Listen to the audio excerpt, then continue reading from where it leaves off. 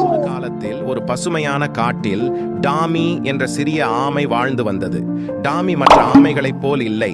அவர்கள் வெயிலில் தூங்க விரும்பினாலும் டாமி சாகசங்களை கனவு கண்டார். ஒரு நாள் காடுகளின் மையத்தில் நில ஒளியின் கீழ் பிரகாசிக்கும் ஒரு மந்திர கிணற்றை பற்றி டாமி கேள்விப்பட்டார். கிணற்றை யார் சென்றடைகிறார்களோ அவர்களின் மிகப்பெரிய ஆசை நிறைவேறும் என்று கூறப்பட்டது.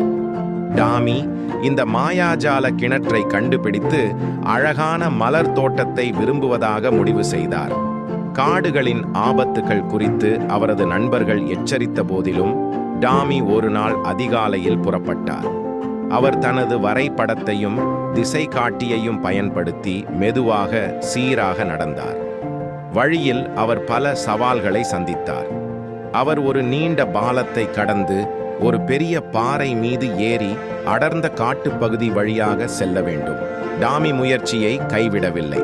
உனக்கு சிரமங்கள் வரும்போது ஆழ்ந்த மூச்சை எடுத்து தைரியமாக இரு, மேலும் முன்னேறிச் செல் என்று அவருடைய பாட்டி கூறிய அறிவுரையை அவர் நினைவு கூர்ந்தார். அந்தி சாயும் நேரத்தில் நீண்ட நாட்களுக்கு பிறகு டாமி இறுதியாக மந்திர கிணற்றிற்கு வந்தார். சுற்றிலும் மின்னும் மின்மினி பூச்சிகளுடன் மின்னும் நீருடனும் அவர் நினைத்ததை விடவும் அழகாக இருந்தது. டாமி கண்களை மூடிக்கொண்டு ஒவ்வொரு விதமான பூக்களால் நிரம்பிய ஒரு தோட்டத்தை விரும்பி கேட்டான். மறுநாள் காலை டாமி வீடு திரும்பிய போது தனது வீட்டின் முன்புறத்தில் ஒரு அழகான தோட்டம் அமைந்துள்ளதை கண்டு வியந்தார். மலர்கள் வானவில்லின் ஒவ்வொரு நிறத்திலும் இருந்தன.